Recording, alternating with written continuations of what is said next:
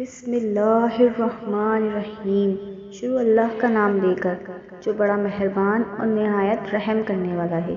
السلام علیکم۔ آج ہم جن پیغمبر کے بارے میں بات کریں گے ان کا نام ہے حضرت شیث علیہ السلام۔ حضرت شیث علیہ السلام حضرت آدم علیہ السلام کے تیسرے بیٹے تھے۔ جب قابیل نے حابیل کو قتل کیا تو حضرت آدم علیہ السلام کو شدید تکلیف ہوئی۔ حابیل اپنی شادی کی صحیح عمر میں ایک نیک اور صالح بیٹا تھا۔ آدم علیہ السلام نے اللہ سبحانہ و تعالیٰ سے دعا کی اور کہا کہ وہ انہیں ایک نیک بیٹا عطا فرمائے جو سچے دین کو پھیلانے میں ان کی مدد کرے۔ اللہ سبحانہ و تعالیٰ نے ان کی دعائیں قبول فرمائیں اور انہیں ایک خوبصورت بیٹا عطا فرمایا۔ حضرت آدم علیہ السلام کی عمر 130 سال تھی جب شیث علیہ السلام پیدا ہوئے۔ ان کا نام شیث رکھا گیا جس کا مطلب ہے تحفہ۔ ابن کثیر نے لکھا ہے کہ شیث نام کے معنی اللہ کی طرف سے تحفہ ہے۔ اس کا نام شیث رکھا گیا کیونکہ انہیں حابیل کے قتل کے بعد ان سے نوازا گیا تھا۔ شیث علیہ السلام بعد میں نبی بنے اور آدم علیہ السلام کے جانشین۔ آدم علیہ السلام اپنے بیٹے شیث علیہ السلام سے بہت محبت کرتے تھے۔ شیث علیہ السلام ان کے تمام بیٹوں میں سب سے زیادہ خوبصورت تھے اور آدم علیہ السلام سے مشابہت رکھتے تھے۔ وہ ان انبیاء میں سے تھے جو ختنہ کر کے پیدا ہوئے تھے۔ حضرت شیث علیہ السلام کا تذکرہ قرآن پاک میں ہے لیکن نام سے نہیں، تاہم اس کا ذکر حدیث میں ہے جس میں نبی اکرم صلی اللہ علیہ وآلہ وسلم نے فرمایا، اللہ سبحانہ و تعالیٰ نے 100 تومار اور 4 کتابیں نازل کی اور ان میں سے 50 تومار حضرت شیث علیہ السلام پر نازل ہوئے۔ آدم علیہ السلام پہلے نبی تھے لیکن انہیں کوئی کتاب یا قانون نہیں دیا گیا، اور شیث علیہ السلام وہ پہلے رسول تھے جن پر اللہ سبحانہ و تعالیٰ کی طرف سے وحی نازل ہوئی۔ آدم علیہ السلام نے شیث علیہ السلام کو نصیحت کی اور ایک اچھا انسان بننے اور سچے مذہب کی پیروی کرنے کے لیے سب کچھ سکھایا۔ انہوں نے انہیں اللہ کی عبادت کے لیے دن کے مختلف اوقات کو سمجھنا اور استعمال کرنا سکھایا۔ انہوں نے کہا کہ وہ جس سے شادی کرے اس سے ہوشیار رہے اور انہیں بتایا کہ نیک بیوی تلاش کرے تاکہ ان کی اولاد صالح ہو۔ آدم علیہ السلام 930 سال کی عمر میں اپنے پیارے بیٹے شیث علیہ السلام سے جدا ہوئے اور اس دنیا سے پردہ فرما گئے۔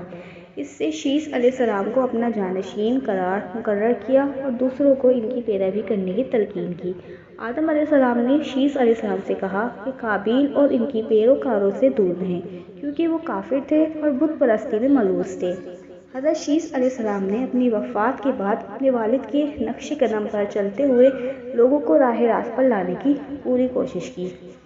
قابیل نے جب اپنے بھائی کو قتل کیا تو اس کے بعد وہ اپنے اولاد کو ساتھ چھوڑ کر اپنے خاندان سے دور وادیوں میں جا بسے اور وہیں سکونت اختیار کی۔ اہل قابیل کے مرد بالکل خوبصورت نہیں تھے لیکن عورتیں بہت پرکشش تھیں، جبکہ اہل شیث علیہ السلام کے مرد خوبصورت تھے لیکن عورتیں خوبصورت نہیں تھیں۔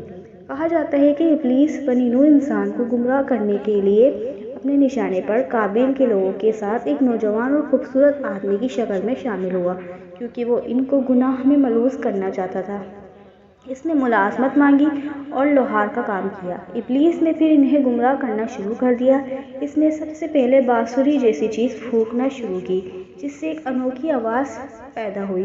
سب حیران ہو کر باہر نکل آئے کیونکہ ایسی آواز انہوں نے کبھی نہیں سنی تھی۔ ابلیس کے پاس ایک ڈھول بھی تھا جسے وہ پیٹتا تھا۔ لوگ ان آوازوں سے لطف اندوز ہونے لگے کیونکہ یہ ان کے لیے خوشگوار تھی۔ قابیل کے لوگ مکمل طور پر شیطان کے قابو میں تھے اور زنا اور موسیقی میں مشغول تھے۔ وہ محفلیں کرتے تھے اور رات گئے تک جاگتے تھے اور موسیقی پر رقص کرتے تھے۔ یہ موسیقی اور آلات موسیقی کا آغاز تھا۔ اس سے وہ اللہ سبحانہ و تعالیٰ کے قوانین کو بھول گئے۔ حضرت شیث علیہ السلام نے اپنی تعلیمات کو جاری رکھا اور اپنی قوم کو اسلام میں حقوق اور برائیوں کے بارے میں یاد دلایا۔ تاہم ان میں سے کچھ لوگوں نے سوال کرنا شروع کر دیا کہ انہیں اپنے دوسرے لوگوں کی طرح گھلنے ملنے اور پارٹیوں میں شامل ہونے کی اجازت کیوں نہیں دی جاتی۔